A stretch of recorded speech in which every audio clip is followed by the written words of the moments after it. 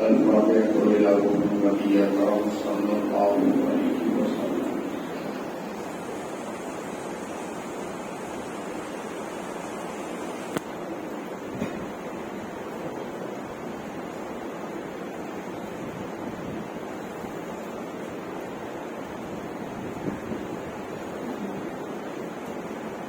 شاعر محمد سلطان دین سید احمد قدیر مدد دنیا غوث اعظم محبوب جہانیاں دستگیر وصلی اللہ علیہ وسلم برحمتک یا ارحم الراحمین.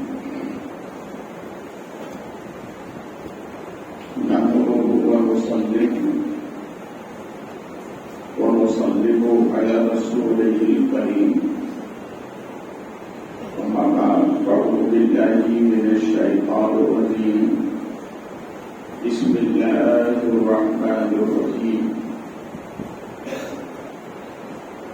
الذين آمنوا وكانوا يتقون. آمنت بالله صدق الله مولانا العظيم وصدق رسوله النبي الكريم ونحن على ذلك لمن الشاهدين والشاكرين والحمد لله رب العالمين.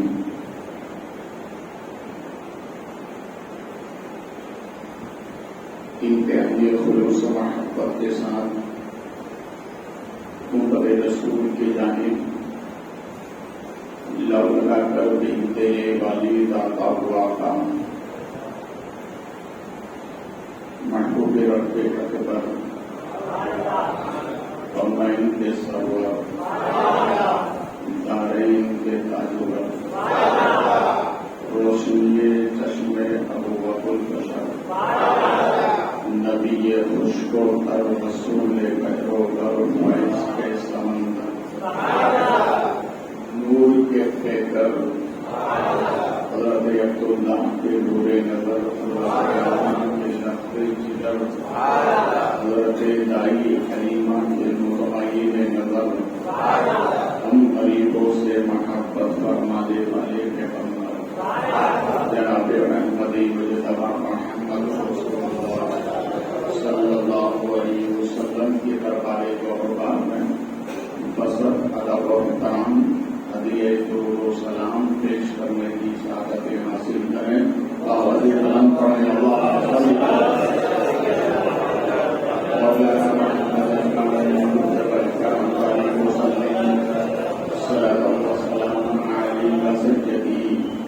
یا حبیبی یا رسول اللہ صلی اللہ علیہ وسلم. ہمیشہ بدعت خیر الانام میں گزرے، ہمیشہ بدعت خیر الانام میں گزرے. تمہاری عمر درود و سلام محبت کے ساتھ نبی اور علی نبی پر ہدیہ درود آواز بلند اللہم صل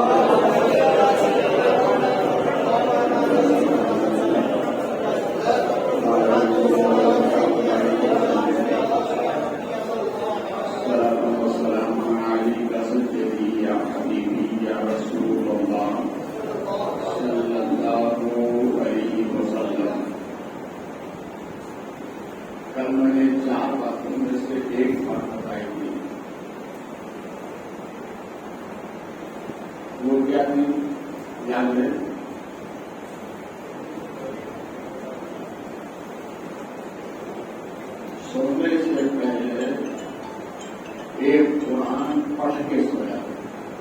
یہ بتائیں ہمارے نبی فرماتے ہیں دوسری بات، سونے سے پہلے جنت کا حق ادا کر کے سویا. صحابہ نے پوچھا سرکار جنت کا حق کیسے ادا کر سکتے ہیں؟ تو ہمارے نبی نے فرمایا کہ دو بچھڑوں کو جو آپس میں ملا ہے،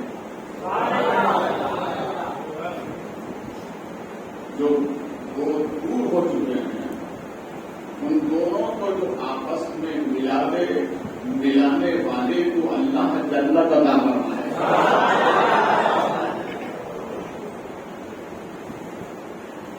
حضرت عائشہ صدیقہ رضی اللہ تعالی عنہا تمام مومنوں کی ولیمہ فرماتی ہے کہ نبی کریم صلی اللہ علیہ وسلم نے مجھ سے فرمایا کہ عائشہ مانگو جو چاہو، تو حضرت عائشہ عرض کرتی آقا اتنی اجازت دیں کہ آپ سے کیا مانگوں، اس بارے میں اپنے والد ابو بکر سے مشورہ نہ کر لوں؟ تو سرکار نے فرمایا اجازت۔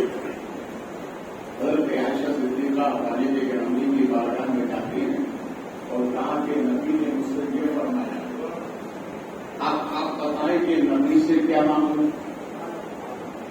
تو حضرت ابو بکر صدیق فرماتے ہیں بیٹی نبی سے جا کر یہ کہو کہ معراج کی رات آپ کے اور رب کے درمیان جو گفتگو ہوئی تھی اس میں سے کوئی ایک بات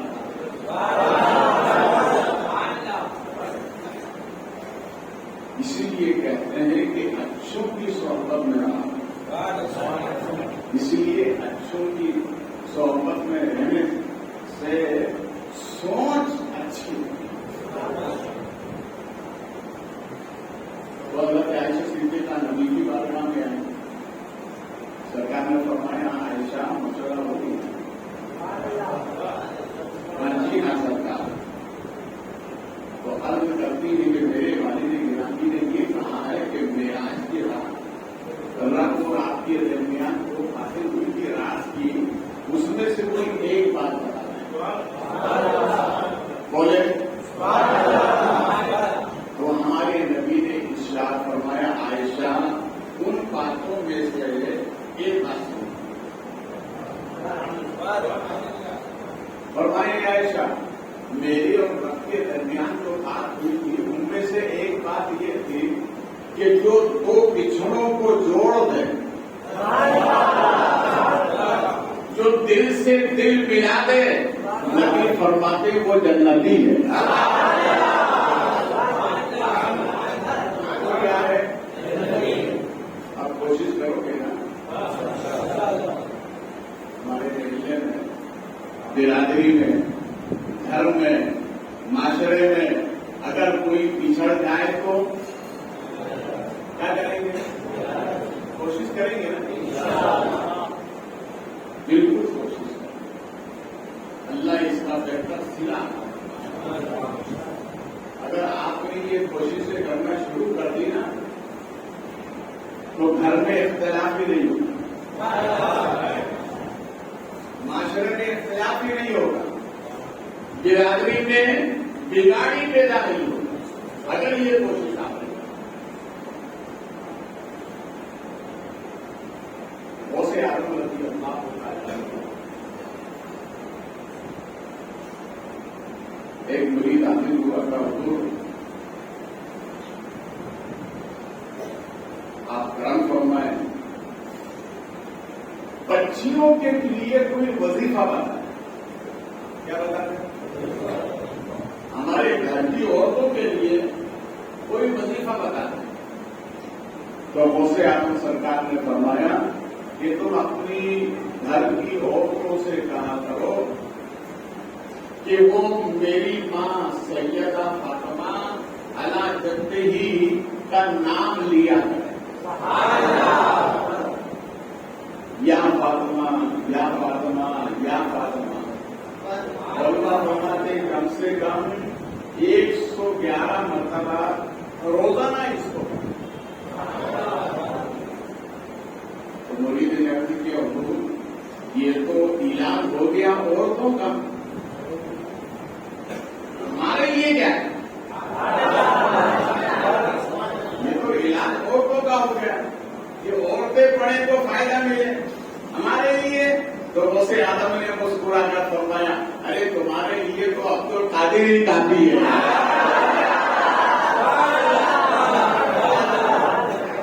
ہمارے ہمارے لیے تو آج میری تقریر کا عنوان ہے ولی بننے کا آسان طریقہ. ولی بننے کا آسان طریقہ. غوث اعظم رضی اللہ تعالیٰ عنہ ممبر نور پر جلوہ کر مجمع لگا ہوا ہے. مریدوں کے بیچ میں ممبر پر جلوہ کر کے اور غوث پاک مسکرا رہے. غوث پاک اس محفل میں مسکرا رہے. وہاں رحمت الہی مسکراتی ہے. تو ولی کو دیکھا یہ مسکرانے کی وجہ کیا ہے؟ بھائی مسکرانے کی کوئی وجہ تو ہوتی ہے. کبور کے مسکرانے کی وجہ کیا ہے؟ تو آپ نے ارشاد فرمایا غلاموں میں کیوں نہ مسکراؤں؟ میں نے رات میں اپنے نبی کو خواب میں دیکھا ہے.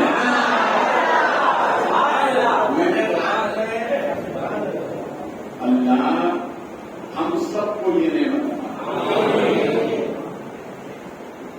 اس لیے مفتی کے لیے رات مفتی سے رہنی سے کسی نے کہا تھا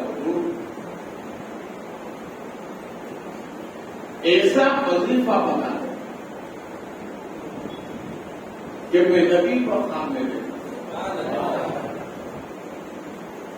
تو ارشاد فرمایا سنو روزانہ نبی پر درود پاک پڑھنا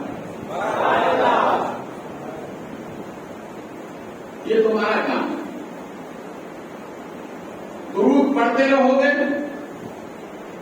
نبی خواب میں آئیں.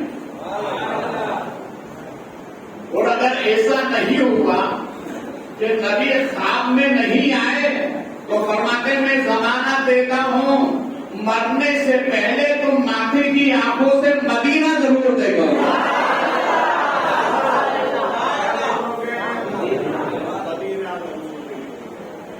اور ہمارے نبی فرماتے ہیں کہ جس نے میرے بہار میں آ کر میری قبر انور کو دیکھا اس نے مجھے دیکھا. اس نے بڑے محبت سے اسی لیے درود پاک کثرت سے پڑھا. غوث اعظم رضی اللہ تعالیٰ نے ارشاد فرمایا میں کب نہ مسکراؤں کہ رات میں نے خواب میں اپنے نبی کو دیکھا. اب غوث پاک سوال کرنا مریدوں سے ارشاد فرمایا میرے غلاموں یہ بتاؤ ولی کسے کہتے؟ تو ایک نے ادب کے ساتھ کھڑا ہوا کہا سرکار جو ہوا میں پرواز کرے ولی. تو آپ نے فرمایا یہ تو کوئی کمال کی بات نہیں. پرندہ بھی ہوا میں ہوتا ہے. دوسرے نے کھڑے ہو کر کہا سرکار جو پانی میں گوتا لگا دے وہ ولی. تو فرماتے ہیں اس سے بہتر تو مچھلیاں لگاتی. یہ بھی کوئی کمال کی بات نہیں.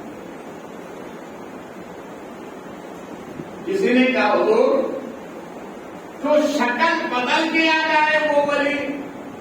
تو فرمائیں یہ تو پہلو کیا کرتا ہے کوئی کمال کی بات نہیں. پھر آگے ارشاد فرماتے سنو فرعون اپنے تخت پر بیٹھتا تھا اور پرندے اس کے تخت کو اٹھاتے تھے ہوا میں پرواز کرتا تھا. کیا تم اس کو ولی مانو گے؟ نہیں. پھر ارشاد فرمایا قارون مٹی ہاتھ میں لے کر یوں ہوا میں بلند کرتا تھا مٹی سونے کی ہو جاتی تھی. کیا ولی مانو گے؟ نہیں. فرمایا یہ شوق باز ولی نہیں. یہ شوق باز کرنے والے ولی نہیں ہو سکتے. تو سوال کیا حضور جب یہ ولی نہیں تو ولی کون؟ یہ جب یہ ولی نہیں ہو سکتے تو ولی کون ہو سکتا ہے؟ تو غوث اعظم سرکار فرماتے ہیں سنو میرے غلاموں میرے جد کریم حضرت امام جعفر صادق رضی اللہ تعالیٰ عنہ ارشاد فرماتے ہیں کہ ولی کی علامت یہ جو نیکی کا حکم دے. ولی کی علامت کیا؟ جو نیکی کا حکم دے، برائی سے روکے. کیا علامت ہے؟ جو نیکی کا حکم دے، برائی سے بولے، محبت سے. جو نیکی کا حکم دے، برائی سے روکے. ہمارے نبی نے جو آثار قیامت بیان فرمایا، سرکار نے آثار قیامت میں جو آخری نشانی بیان فرمائی، وہ نشانی یہ ہے کہ اگر تمہارے سامنے کوئی برائی جنم لے رہی، آدمی گناہ کرنا ہے، تو حد تک امکان اس کو بڑھا کہ بھائی کس گناہ سے بات.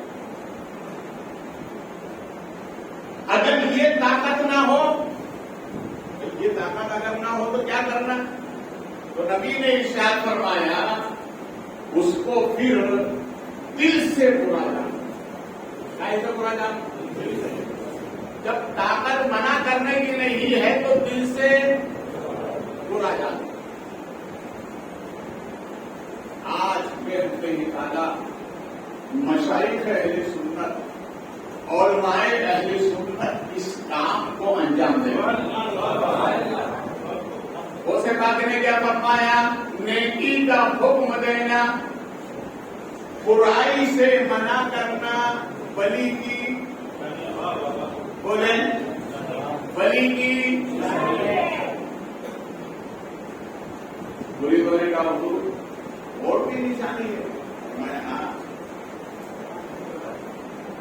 ارشاد فرمایا دوسری نشانی یہ ہے کہ جو ولی ہوتا ہے وہ نماز پڑھتا ہے. جو ولی ہوتا ہے وہ نماز پڑھتا ہے. اس لیے صوفیہ فرماتے ہیں اگر خدا کو پانا ہے، خدا کو پانا ہے تو فرماتے لا مصلی لا. کیا مطلب؟ مسلح پر خدا ملتا ہے.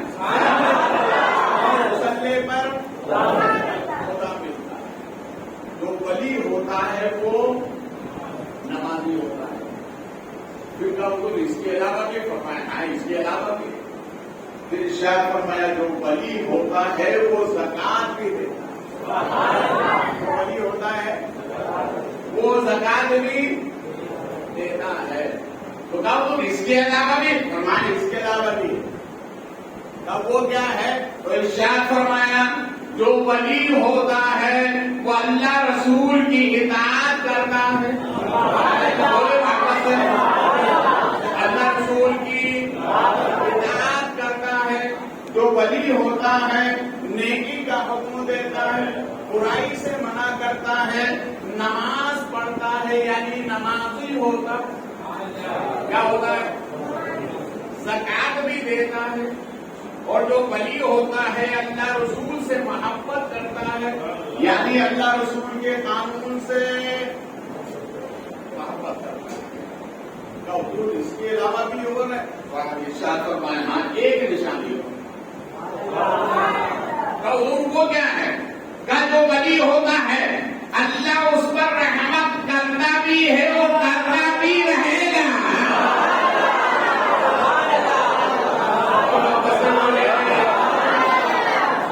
معلوم ہوا اگر رحمت لینا چاہتے ہو تو ولی سے قریب ہو جاؤ. اس کے قریب ہو جاؤ، ولی کے قریب ہو جاؤ. ایک اللہ والے نے سوال کیا تو ایک اللہ والے سے کسی نے سوال کیا آج لوگوں کا عقیدہ کتنا کمزور ہو گیا. کیا ہوا؟ لوگ دعا کرتے ہیں یہ اللہ خواجہ کا سایہ دیتے، یہ اللہ غوث پاک کا کر دیتے، یہ اللہ حسنین کریمین کے تل کے قریب کرتے. اس سے ہوتا کیا ہے؟ کیا ہے تو سزا تو ملنی ہے. تو آپ نے فرمایا اچھا ٹھیک ہے, تیرے اس سوال کا جواب کل دوں گا. کیا فرمایا؟ تیرے سوال کا جواب کل دوں گا. گرمی کا موسم تھا, دوسرے دن وہی سوال کرنے والا حضرت بات کر رہے تھے, وہ کھڑے کھڑے پنکھا کر رہا تھا. کیا کر رہا تھا؟ پنکھا کر رہا تھا. اسی درمیان میں حضرت نے فرمایا تیرا سوال دھونا. تو کہا حضور دعا کرنے سے ہوتا کیا ہے؟ گناہوں کی سزا ملے گی. اگر کسی کے قریب دفن ہونے کا فائدہ کیا ہے؟ گناہ کیا ہے سزا ملے گی. فرمایا اچھا یہ بتا کہ جو ہوا کس کو کر رکھا آپ کو؟ کہا یہ ہوا مجھے ہی لگ رہی کہ میرے قریب بیٹھنے والے کو بھی لگ رہی ہے؟ آم کے سستے میں ان کو بھی لگ رہی. فرمایا جو سننے مسلمان یہ دعا کرتا ہے اس کا مطلب یہی ہے کہ خواجہ کا گھر مل گیا, یہاں برکتیں نازل ہوتی ہیں, مجھ پر بھی چھینٹا پڑ گیا, بیڑا پار ہو گیا.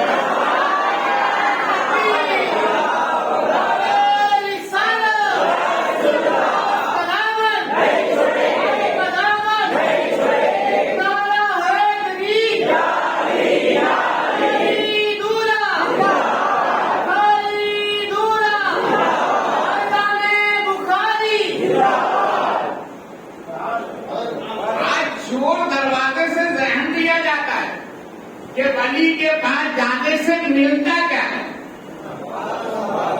میں کہتا ہوں ولی کے پاس جانے سے خدا ملتا ہے. ہم سے یہ نہ پوچھو درے غوث الورا سے کیا ملتا ہے. ہم سے یہ نہ پوچھو درے غوث الورا سے کیا ملتا ہے. یہ سلسلہ جا کے خدا سے ملتا ہے.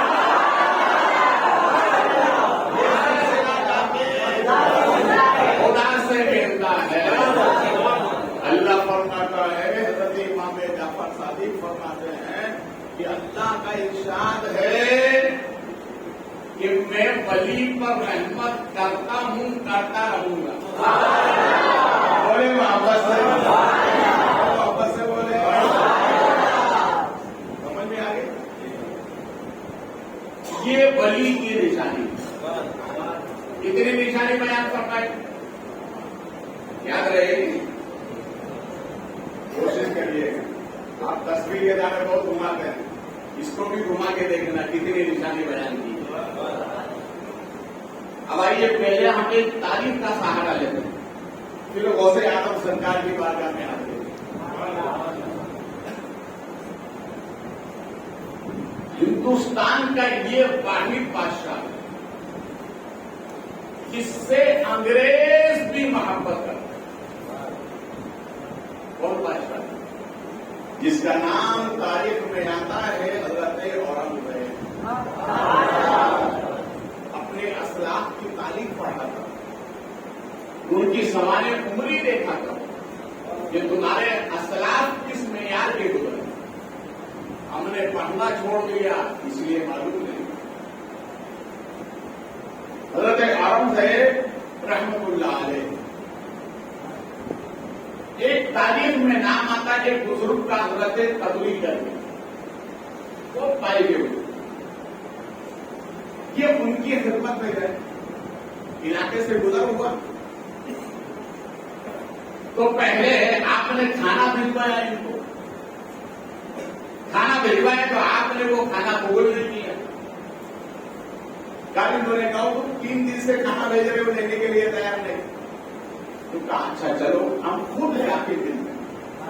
ہم خود جا کے ملتے ہیں. یہ آئے تو دروازے پر گیٹ کی پر کھڑا ہوا تھا. حضرت اورنگزیب نے کہا جا کر اپنے پیر سے کہو میں اورنگزیب آیا ہوں. خادم نے جا کر کہا تو آپ نے فرمایا اس سے کہو کھڑے رہو, اس لیے کہ اس وقت آپ بچوں کو پڑھا رہے تھے. پڑھا رہے تھے بچوں کو علم دین سکھا رہے. فرمایا یہ ضروری ہے کہ ملنا ضروری نہیں. یہ ضروری ہے ملنا ضروری نہیں. آیا ہے بادشاہ کھڑا رہے دروازے کا. آپ نے بچوں کو پڑھایا, پڑھانے کے بعد ان کا سبق مکمل کیا, پھر اس کے بعد خادم سے فرمایا جا کر پڑھو, دیر سے کب اندر آئے. جب حضرت اورنگزیب اندر آئے اور حضرت کی خانقاہ دیکھی, چھوٹی سی چلوا کرتے, مگر چہرہ دیکھا تو دیکھتے رہے, چہرہ دیکھا تو دیکھتے رہ گئے. پر جذبہ زبان سے نکلا حضرت اورنگزیب کے کہ حضور مجھے مرید کر دو. کچھ نہیں کہا, صرف یہ کہا حضور مرید کر لے. تو فرمایا مرید بعد میں ہونا, پہلے وصیت سن. مرید بعد میں ہونا, پہلے وصیت سن کا حضور فرمائے. ارشاد فرمایا سنو, پرندہ جب زندہ ہوتا ہے تو چینٹی کو کھاتا ہے. پرندہ جب زندہ ہوتا ہے تو چینٹی کو کھاتا ہے. وہ پرندہ مر جائے تو چینٹی پرندے کو کھا جاتی ہے. ارے بولو یار. ارشاد فرمایا سو دوسری وصیت, جب انسان زندہ ہوتا ہے تو زمین سے رزق حاصل کرتا ہے. انسان زندہ ہوتا ہے تو زمین سے رزق حاصل کرتا ہے, اور انسان مر جاتا ہے تو زمین اپنا رزق بنا لیتی ہے. دو وصیت ہوئی. پھر فرمایا تیسری سن, حضور تیسری بھی عطا فرما دے. ارشاد فرمایا سن, جنت دو قدم پر ہے. جنت دو قدم پر. حضور جنت کو دو قدم پر. فرمایا ہاں. حضور بتاتے دو قدم کیسے؟ فرمایا ایک قدم دل پر رکھ, ایک قدم دل پر رکھ, دوسرا قدم جنت میں.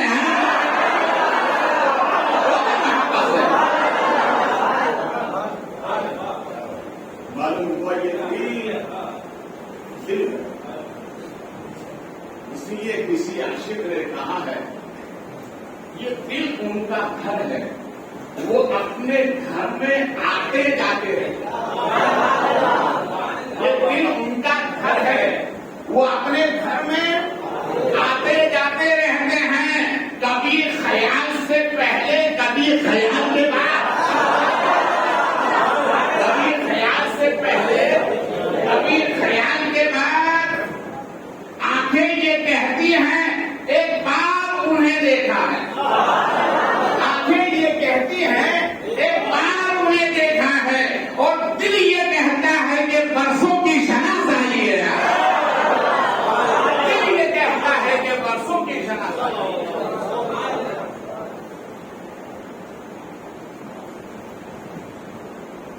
وہ کر جا رہے تھے, بچوں کو پڑھا.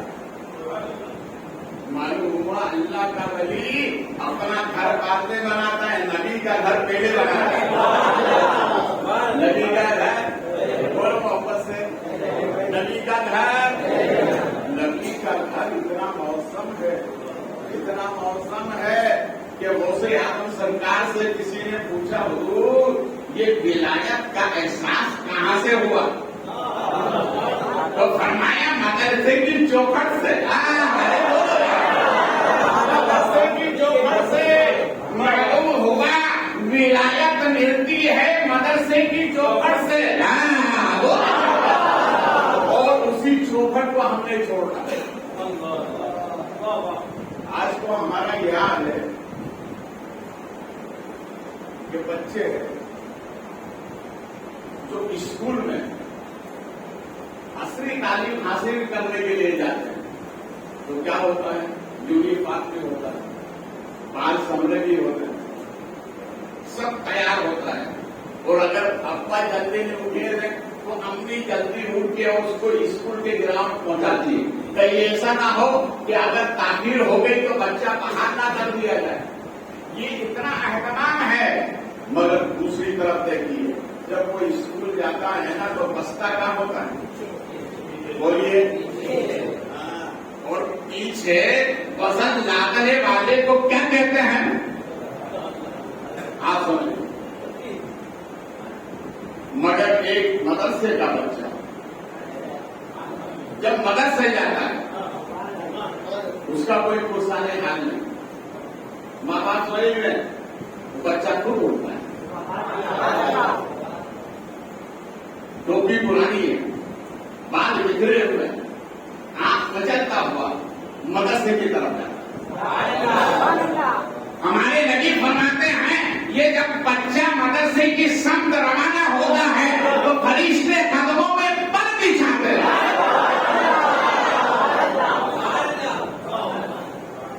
और उसका सिपारा क्या होता है? अरे बोलो यार। अब दोनों बच्चों को समझ रही है। पीठ वाला बच्चा कहता है माँ बाप जिसकी तुम इतना एहतमाम कर रहे हो वो इल्म है पीठ पर लादने के काबिल, और ये बच्चा निकलता तो कहता माँ बाप तुम तवज्जो नहीं दे रहे हो, मगर तुमने सीखने जा रहा हो, वो ऐसा इल्म है जो सीने से लगाने के काबिल है। सीने से बोलो मोहब्बत से, सीने से लगाने के काबिल है। निजामुद्दीन औलिया महबूब इलाही अलैहि रहमतुल्लाह के एक खलीफा हैं यहाँ पाटन गुजरात में। वो मदरसा पढ़ाते, क्या पढ़ाते थे? मदरसा पढ़ाते थे। जब बच्चे आते ना हुजूर चाय पत्ती नहीं है, शक्कर नहीं है, खाने के लिए राशन नहीं है, तो हजरत फरमाते अच्छा ठीक है, आप जाली वाली टोपी लगाते थे, जैसे जावेद भाई ने लगाई ऐसी जाली वाली टोपी लगाते थे। वो जाली वाली टोपी में से एक तार निकालते हैं, बच्चे से कहते जाओ सुनार के पलवे पे रखो, हाथ से निकाल के देते तो वो डोरा होता था धागा, मगर वो सुनार के पलवे पे जाता तो सोना बन जाता था। ये मैं आपको मदरसे की बरकतें बता रहा हूँ।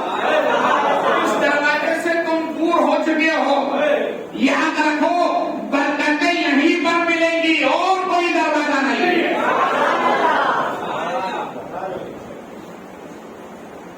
वो सिलसिला चलता रहा।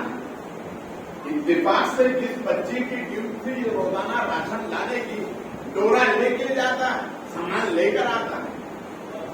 इत्तेफाक से दूसरा बच्चा एक मरतबा चला गया, रास्ते में देखा तो कहने लगा कि हजरत को समझ में नहीं आता ये तो डोरा है, भाई इससे कोई सुनार सामान देगा, पैसे देगा। थोड़ी देर जाने के बाद वापस आ गए, वो वापस आ गए, करना ये तो डोरा है, सामने वाला कब खरीदेगा इसे? फरमाया रख दे, तू बाली है ना बाली है, रख दे। फिर उसी को बोला जो रोजाना सामान लेकर आता, ये लेकर यार सामान लेकर आओ, वो लेके गया और जाकर के पलवे पे रखा, सोना हो गया, सोना हो गया, सामान लेकर आया। जब लेकर आया तो किसी बच्चे ने कहा जो ये मामला क्या है, रोना लेके जाए और सोना बन जाता है। तो आपने इरशाद फरमाया सुनो ये इस मदरसे की बरकत है, ये इस मदरसे की बरकत है। अपने बच्चों को पहले इल्म दीन सिखाओ, इल्म दीन होगा तो यही बच्चा कब्र पे खड़ा होकर फातिहा पढ़ेगा। वरना कॉलेज के पढ़ने वाले बच्चों को तो इस्तिंजा तक नहीं आता। मैंने कॉलेज के पढ़ने वाले बच्चों को देखा है, बाप का जनाजा रखा है, बेटे से पूछो भैया नमाज पढ़ा दो, क्या पढ़ा दो? मैंने कहा तू बाहर कैसे पढ़ा, क्या बिरादरी से बाहर है? क्या नहीं हजरत गुस्ल नहीं किया। ये कॉलेज के बच्चे का हाल है। मगर इल्मुद्दीन हासिल करने वाला बच्चा वो हमेशा पाक रहता है। क्या रहता है? हमेशा पाक रहता है। दो बच्चे रास्ते से गुजर रहे थे, एक बच्चा था कॉलेज का पढ़ने वाला और एक बच्चा था दारुल का पढ़ने वाला। दारुल गौसिया आपके परिसर में, उस मदरसे का पढ़ने वाला बच्चा था। تو اس زمانے کے اندر پانی لانے کے لیے آسانیاں نہیں تھی. ماں اور بہنیں دور دور جا کر کے پانی لے کر آتی تھی. دونوں بچے آ رہے تھے. اسی درمیان وہ بچہ جو مدرسے میں پڑھنے والا, اس نے کیا دیکھا کہ میری ماں کنویں سے پانی لے کر آئی. تو یہ دوڑا دوڑا گیا اور جانے کے بعد ماں کے سر سے پانی کا مٹکا لیا, اپنے سر پہ رکھ لیا اور ماں سے کہا کہ ماں تم آگے چلو میں پیچھے چلتا ہوں. یہ کالج کے پڑھنے والے نے جب اسے دیکھا تو کہا کیا بات ہے, وہ ان کا کام ہے, اردو کا کر لیتے, تم کیوں گئے؟ کہا نہیں, میرے نبی نے بتایا ہے کہ ماں باپ کا ادب کیا کرو. میرے نبی نے بتایا کہ ماں باپ کا. اور دیکھو آپ, کالج کا پڑھنے والا بچہ اور مدرسے کا پڑھنے والا بچہ, حافظ قرآن ہو یا عالم دین ہو, میاں اور بیوی میں تکرار ہوئی. جب پہلے بچے کی ولادت ہوئی تو اس کو کیا بنایا جائے؟ تو باپ نے کہا نہیں, ڈاکٹر بنا. اچھا ٹھیک ہے, پتہ آپ ڈاکٹر بن گئے. دوسرے بچے کی ولادت ہوئی تو ماں نے کہا کیا بناؤ گے؟ کہا میں اسے انجینئر بناؤں گا. ٹھیک ہے, کہا 2 مرتبہ تمہاری بات. اب مرتبہ بچہ ہوگا, لڑکا ہوگا تو بات میری ہوگی. ٹھیک ہے, تیسری مرتبہ امید سے ہوئی, بچہ پیدا ہوا تو لڑکا پیدا ہوا. تو آپ نے پلٹ پر پوچھا اب تو اسے کیا بنائے گی؟ تو ماں نے کہا میں اسے حافظ قرآن بناؤں گے.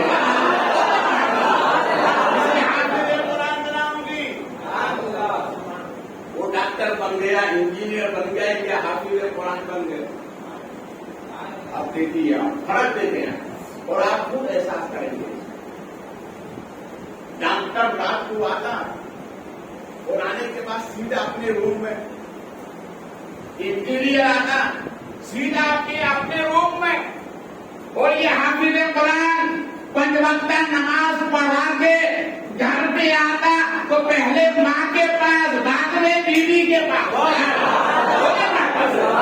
پہلے ماں کے پاس, بولو نا یار, پہلے ماں کے پاس, بعد میں بیوی کے پاس. دیکھو ماں ہوتی ہے, ماں ہوتی ہے.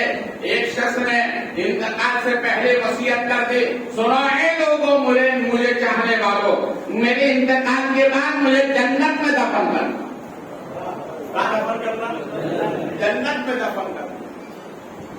انتقال ہو گیا, جنازہ تیار ہے, لوگ حیران ہے کہ بھئی اب جنت لائے کہاں سے؟ جنت لائے کہاں سے؟ جنت میں دفن کرنا ہے تو جنت لائے کہاں سے تاکہ ان کی وصیت پوری ہو. اسی درمیان ایک اللہ والے آ گئے. ارے بولو یار, اللہ والوں کو اللہ نے کیا شان عطا فرمائی ہے. پوچھا کیا بات ہے, جنازہ تیار ہے, کس کا انتظار ہے؟ کہ حضور نماز بھی ہو گئی ہے, پر انتظار یہ ہے کہ جنت کی وصیت کی تھی, جنت لائے کہاں سے؟ تو اللہ والے نے فرمایا جہاں اس کے ماں کا مزار ہو اسی کے قدموں میں دفن کرنا وہی جنت ہے. ارے نہ تو اس پہ لگنا چاہیے.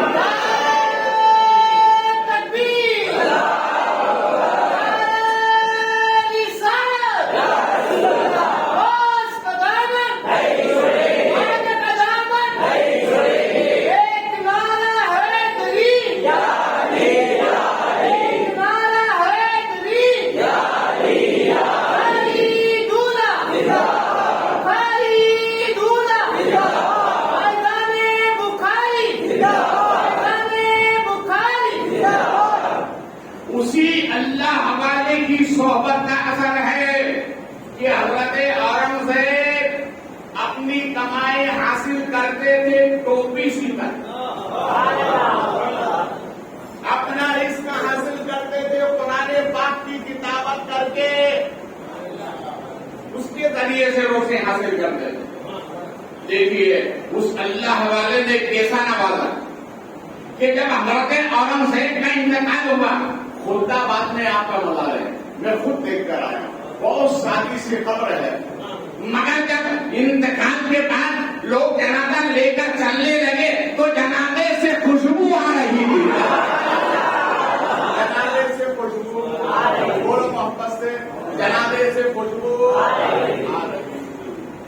لیے کہتے ہیں اللہ والوں کے قریب. آگے آپ بھی بولو نا, اللہ والوں کے قریب. اب آئیے,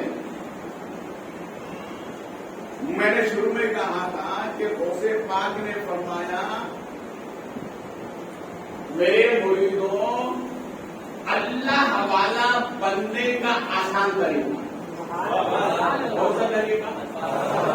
اللہ والا بننے کا آسان طریقہ. تو آپ نے ارشاد فرمایا میرے مریدوں, پہلے تو آپ نے نشانی بیان فرمائی, اب ولی بننے کا طریقہ بتا رہے ہیں. ولی بننے کا طریقہ بتا رہے ہیں. لوگوں سے پوچھا سنو ولی بننے کا آسان طریقہ, لوگوں نے کہا حضور کیا ہے؟ ارشاد فرمایا چہرے پہ داڑھی رکھنا. چہرے پہ یہ ولی بننے کا آسان طریقہ. اس کو رکھنے میں کوئی محنت لگے گی, کوئی وزن لگتا ہے نہیں نا, اتنا آسان طریقہ. غوث پاک آپ کی عظمتوں پہ قربان. اسی لیے کسی عاشق نے کہا ہے قسم اللہ کی لاکھوں صحابوں کا وہ سہارا ہے. قسم اللہ کی لاکھوں صحابوں کا وہ سہارا ہے. غلام غوث اعظم بے سہارا ہو نہیں سکتا. غلام غوث اعظم بے سہارا. غوث پاک نے فرمایا ولی بننے کا آسان طریقہ چہرے پہ بولو.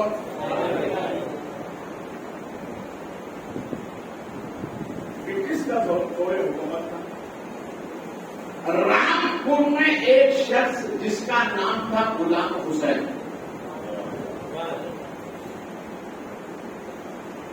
اس دور میں جو حکومت تھی اس کی ملازمت کرتے تھے. کسی محفل میں جا کے سن لیا کہ چہرے پہ داڑھی رکھنے کی برکت یہ ہے بڑے تو بڑے چھوٹے بھی سلام کرتے ہیں. یہ داڑھی کی برکت. تو آپ نے داڑھی رکھی. جب وہ بڑی ایک حد تک ہوئی تو انگریز کے حکومت کا جو کاریندہ تھا اس کے اوپر کا اس نے کہا کہ میاں یہ داڑھی نہیں چلے گی. کہا کیوں؟ نہ داڑھی موٹا, حکومت اس کو تسلیم نہیں کرتی. اور اگر آپ کو داڑھی رکھنا ہے تو کرسی چھوڑو. وہ تھا غلام حسین. وہ کیا تھا؟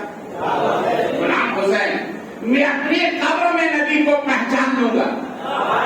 میں اپنی قبر میں نبی کو پہچان لوں گا. کیوں؟ اس لیے کہ میری آنکھوں میں بسی ہے صورت آل نبی. میری آنکھوں میں بسی ہے صورت آل نبی. بولو یار, میری آنکھوں میں بسی ہے صورت آل نبی. تاریخ بتاتی ہے کہ اس نے کرسی چھوڑ دی.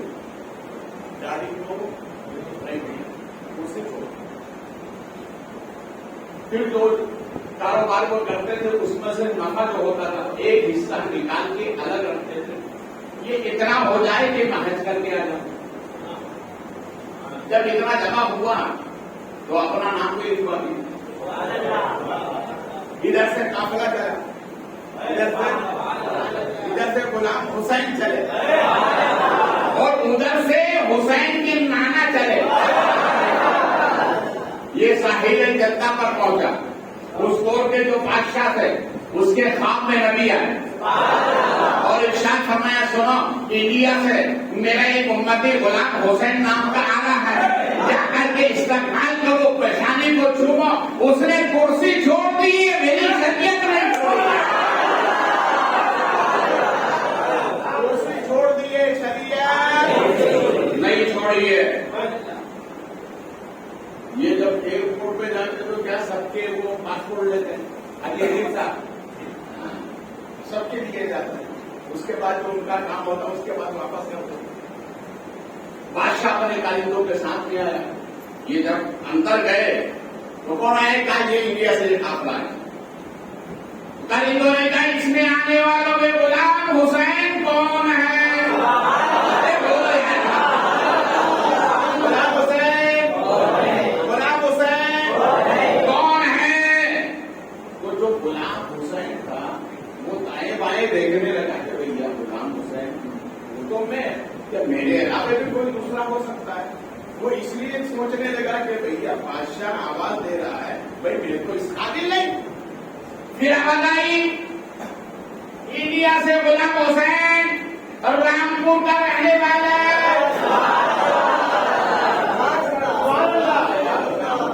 میں ہوں. تو اس نے کہا لبے کیا حسین، لبے کیا حسین، لبے کیا حسین.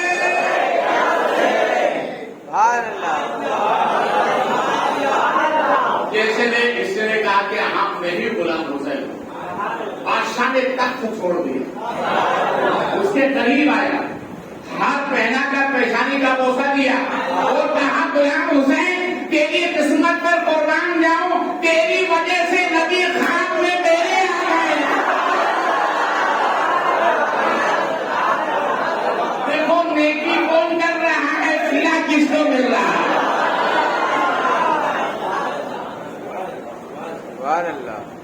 یہ تو مرتے ہیں غلام حسین.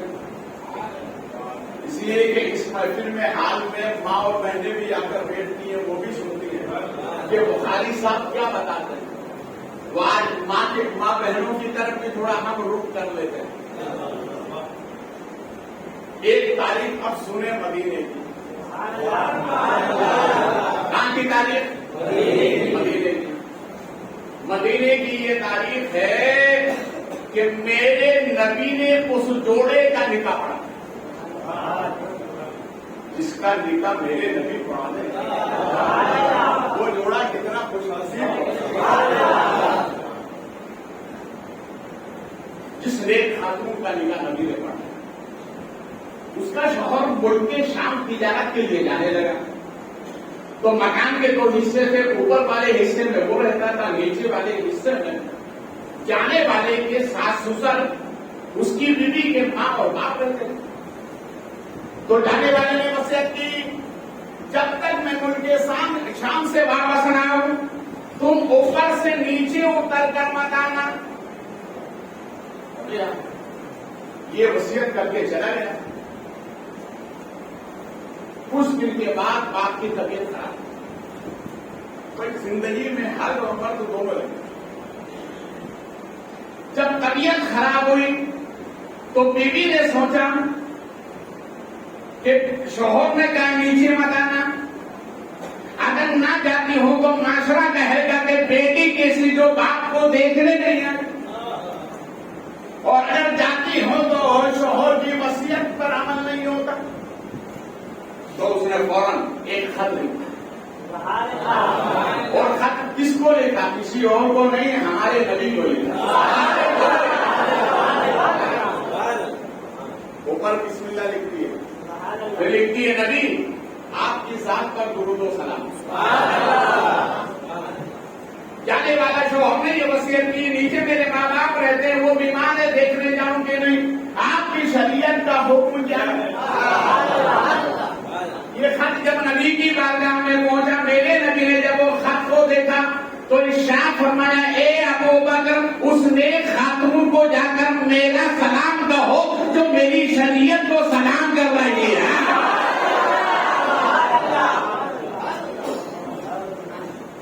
آج کی ماں اور بہنیں شوہر کی تو فکر ہی نہیں.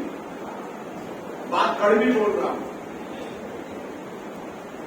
بیچارہ صبح سے شام حلال کمائی کر کے واپس آتا ہے، جب کھانے کا ٹائم ہوتا ہے تو بیوی کیا بولتے؟ وہ رکھا کھا لو. اس کو کھانا دینے کا بھی ٹائم نہیں.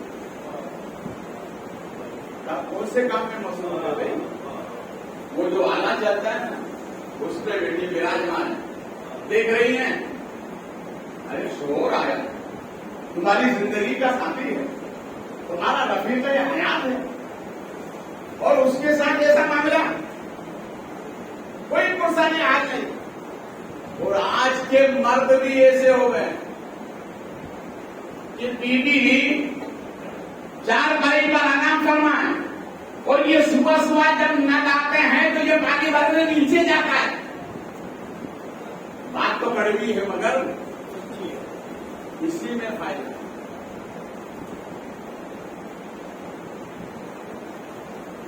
یہ حرام ہم نے خود بنا. اب آئیے رسول کریم صلی اللہ علیہ وسلم نے ارشاد فرمایا ابو بکر جا کر سلام کرو اور رہا اس کے باپ کو دیکھنے کا تو ہم خود آتے ہیں. سرکار صحابہ کے ساتھ تشریف لائے, باپ کی تیمارداری کی اور حضرت ابو بکر صدیق سے ارشاد فرمایا چند منٹ کے مہمان جب ان کی روح کی جسم سے نکل جائے تو ابو بکر تم انہیں غسل دینا, فاروق اعظم تم ان کے کپڑے اتارنا, عثمان غنی تم پانی دینا, اور مولا علی سے فرمایا کہ تم اٹھا کر ان کو جنازے میں رکھنا اور میری بات میں ہمیں لے کر آنا.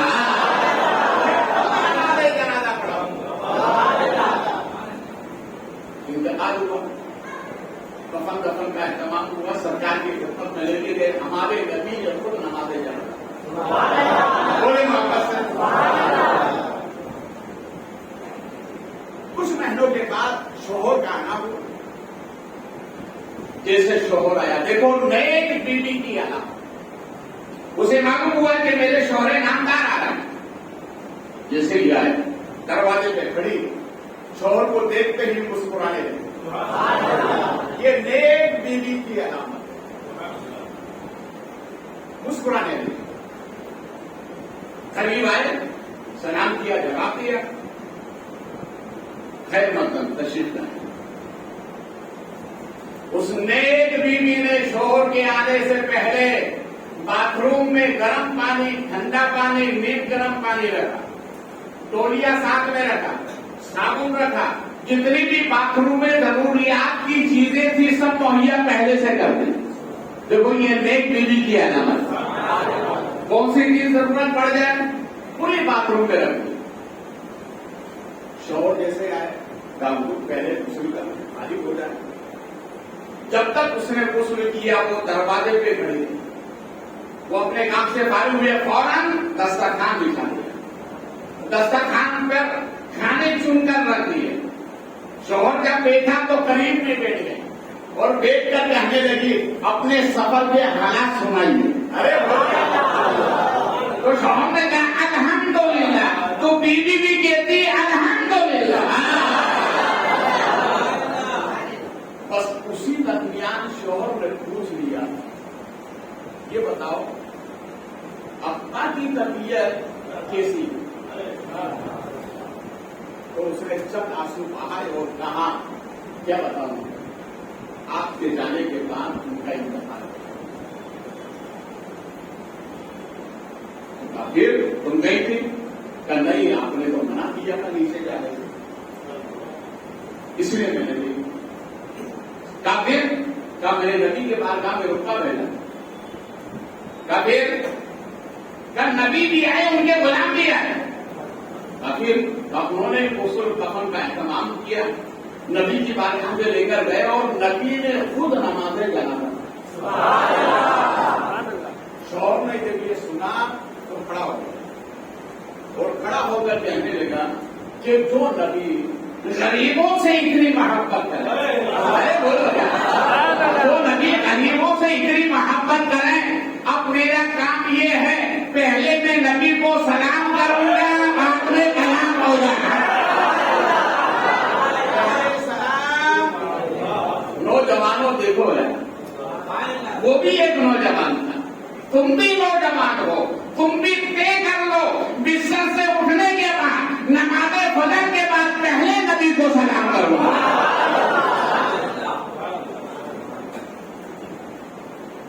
نبی کیسے قریب ہے, کیسے قریب کہنے لگتے ہمارے نبی اتنے قریب جو غریبوں سے اتنی محبت کرتے ہیں.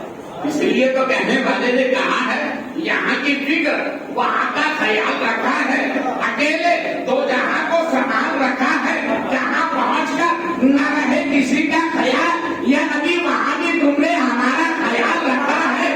خیال رکھنا آخری سفر کا بھی، کیونکہ تم نے ہمیشہ ہمارا خیال رکھا ہے۔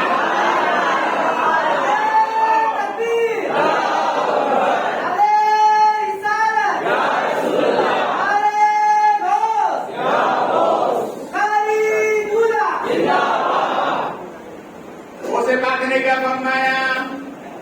ولی بننے کا آسان طریقہ چہرے پہ یاد رہے گا نا، یہ تو یاد رہے گا نا، چہرے پہ سب بولو، چہرے پہ۔ سب کوئی نوجوان مرد جو کھڑے ہو کر کہے آج کے بعد میرے چہرے پہ داڑھی رہے گی، کھڑا ہو جائے۔ ماشاء اللہ تیرے چہرے پہ تو ہے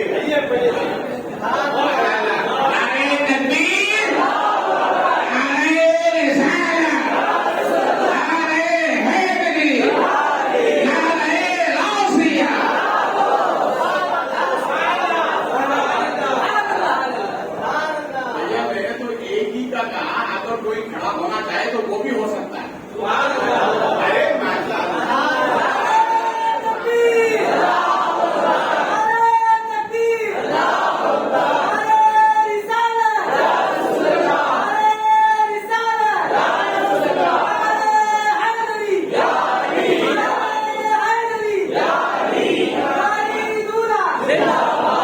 اگر کوئی تیسرا بندہ کھڑا ہوتا ہے تو یہ دین کا عدد ہے سیدہ ماں فاطمہ کے نام۔ جو تیسرا کھڑا ہو جائے کیا ماشاء اللہ سبحان اللہ سبحان اللہ، چوتھا بھی کھڑا ہو گیا۔ ارے ماشاء اللہ کسی کو پسند نہیں ہے، ساتواں کہاں گیا؟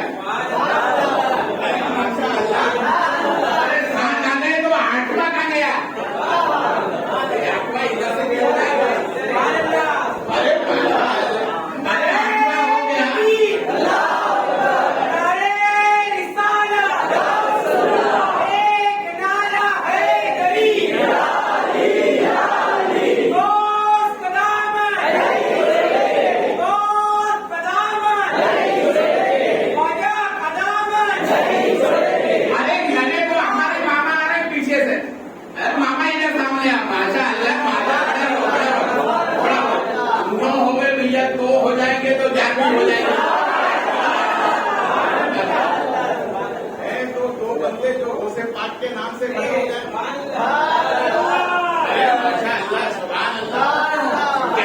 جو کھڑا ہوگا غوث پاک، وہ غوث پاک کی نظر میں رہے گا۔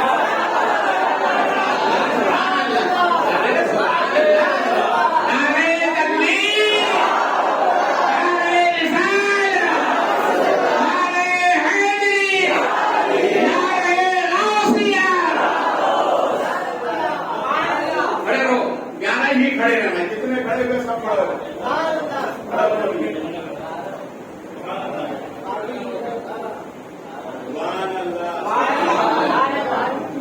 غوث پاک دیکھ رہے ہیں۔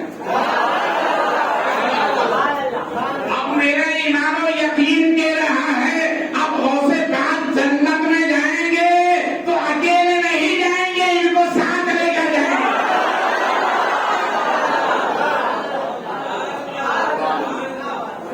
کی روزی میں، علموں میں، عمل میں خوب برکتیں عطا فرمائے اور غوث پاک کا فیضان قدم قدم پہ عطا فرمائے۔ آپ کی جامع مسجد پال گھر کی تاریخ میں یہ پہلی تاریخ ہے۔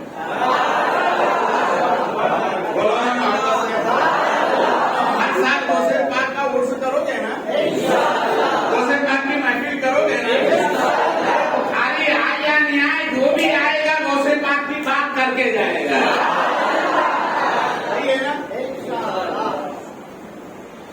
غوث پاک سے کا حضور پہلی نشانی تو ہو گئی چہرے پہ کا، سرکار دوسری بھی ہے، فرمایا ہاں دوسری بھی، بولے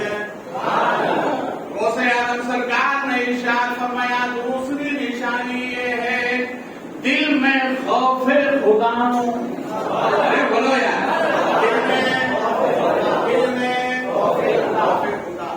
دیکھیے اس کی تشریح کرنے کا ٹائم نہیں، اس لیے کہ 11 بج گئے، اس لیے میں جلدی جلدی بیان کر رہا ہوں۔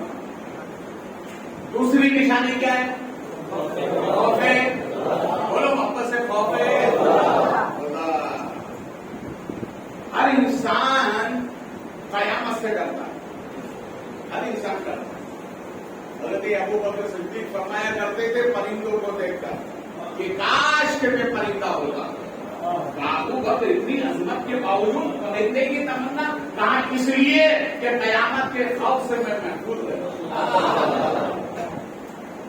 مگر کسی عاشق نے بڑی اچھی بات کہی ہے، اس کو کیسے حل کیا ہے؟ وہ کیا کہتا ہے؟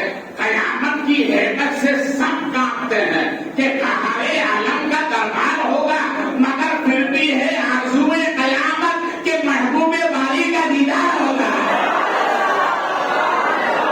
محبوب باری کا دیدار ہوگا۔ علامہ کا سرکار اور بھی کچھ ایسے کہا، ابھی تو تیسری باقی ہے۔ کون سی باقی ہے؟ تیسری باقی ہے۔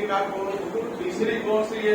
ارشاد فرمایا اپنی آنکھوں میں شرم و حیا کی نمی پیدا کرو۔ کیا پیدا کرو؟ شرم و حیا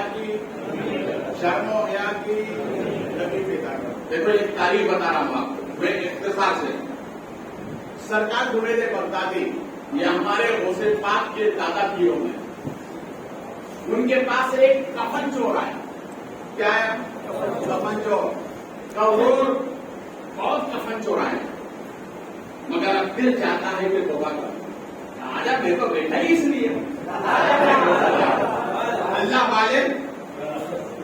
والے دنیا میں آتے تو کام کیا ہوتا ہے؟ بچھڑوں کو خدا سے ملانا، انشاءاللہ کا اسی پر تقریر آجا آ گیا توبہ۔ تو سرکار جنید بغدادی نے فرمایا کہ ذرا یہ بتاؤ کہ تم نے کتنے میتوں کے کفن چورائے؟ کا 1000 اور بڑے قیمتی جتنے بھی بغداد کے رئیس مرے سب کے کفن میرے ہی چورائے۔ اور فرمایا 1000 میں سے کوئی عجیب و غریب کوئی واقعہ دیکھا؟ دیکھا تو آپ نے فرمایا اچھا یہ بتا 1000 میں سے کتنے ایسے لوگ تھے جن کا چہرہ کعبے کی طرف قبلے کی طرف، اور کن کے چہرے قبلے سے پھرے ہوئے؟ تو کہا کیا بتاؤں، میں نے سب کے چہرے کعبے سے پھرے ہوئے، قبلے سے سب کے چہرے پھرے، مگر 2 تھے جن کا چہرہ قبلے کی طرف۔ کتنے؟ 2۔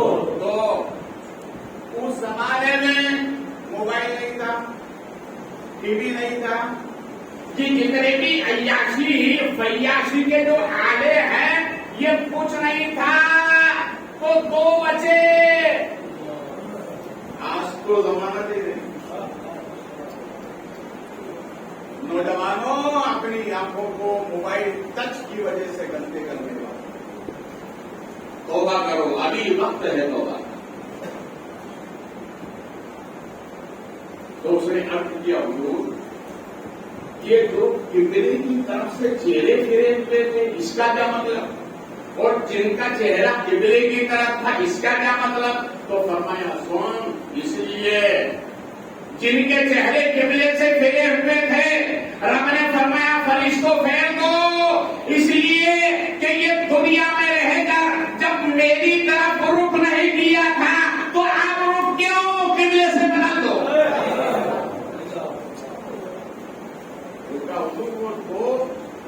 تو فرمایا کہ وہ خوش نصیب ہے، اس لیے قبلے کی طرف لیٹے ہوئے ہیں کہ ہمارے نبی قبلے کی سمت سے قبر میں آ رہے ہیں، قبلے کی سمت سے ہمارے نبی آ رہے ہیں۔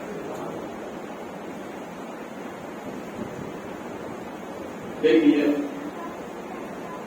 پہلے جتنے بھی مورخین، محققین، مفسرین سب ایک جملہ لکھتے ہیں، ایک جملہ لے، وہ جملہ کیا ہوتا تھا؟ یہ ہو نہیں سکتا کہ شمع جلے پروانے نہ آئے، یہ ہو نہیں سکتا شمع جلے پروانے نہ آئے، یہ ہو نہیں سکتا پھول کھلے بلبل نہ آئے، اور یہ بھی ہو نہیں سکتا جہاں نبی کی بزم ہو غلام نہ آئے۔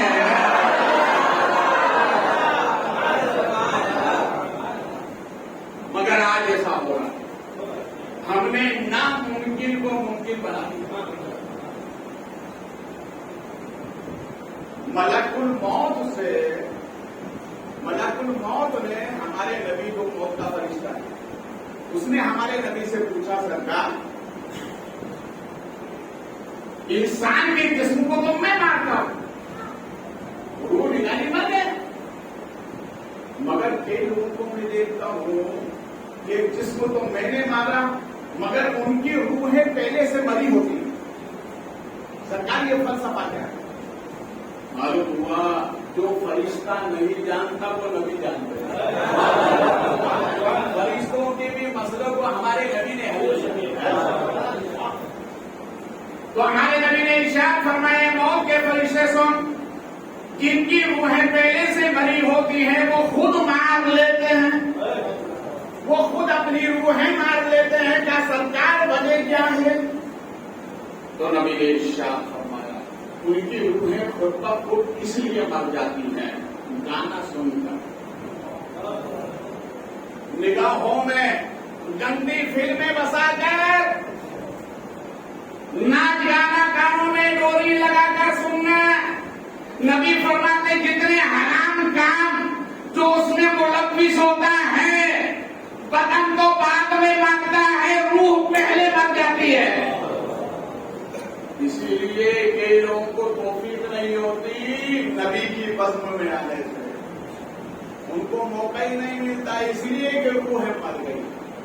اللہ غوث پاک کے صدقے میں جہاں جسم سلامت ہے وہاں روح کو بھی سلامتی عطا فرمائے، اور اللہ اپنے اور اپنے محبوبین کے وفاداروں میں ہمارا نصیب فرمائے۔ یہ بہت نازک دور ہے، اس لیے میں کہتا ہوں اچھوں کی صحبت میں رہو۔ غوث اعظم سرکار نے ارشاد فرمایا دوسری علامت یہ ہے ولی بننے کا آسان طریقہ دل میں خدا کا خوف پیدا کرو۔ پھر ارشاد فرمایا تیسری علامت یہ آنکھوں میں حیا کی بولو نا یار، بغداد میں ایک تاجر تھا، میں نے کہا بیٹا یہ دکان بند کرو، بڑی دکان کھولو۔ وہ کہتا ہے وہ دکان مجھے تو زیادہ پسند تھی مگر ماں نے منع کیا اس لیے منع کر دیا، وہ دکان کو بند کر دیا۔ مجھے بڑا احساس ہونے لگا، یہاں تک کہ میں پوری رات روتا رہا، مگر ماں کا حکم تھا اس لیے پالن کیا۔ روتے روتے روتے روتے میری آنکھ لگ گئی۔ دیکھو آنکھوں سے آنسو بہاؤ گے آنکھیں پاک ہوگی، آنکھیں پاک ہوتی ہیں۔ روتے روتے سو گیا تو کیا دیکھتا ہوں ایک خوبصورت شخص کو دیکھا۔ میں نے پوچھا کون؟ کہا تیری ادا پر مجھے محبت آ گئی ہے۔ آنے والے بتا دو بے تو کون ہے؟ کہا میں اللہ کا پیغمبر حضرت یوسف علیہ السلام ہوں۔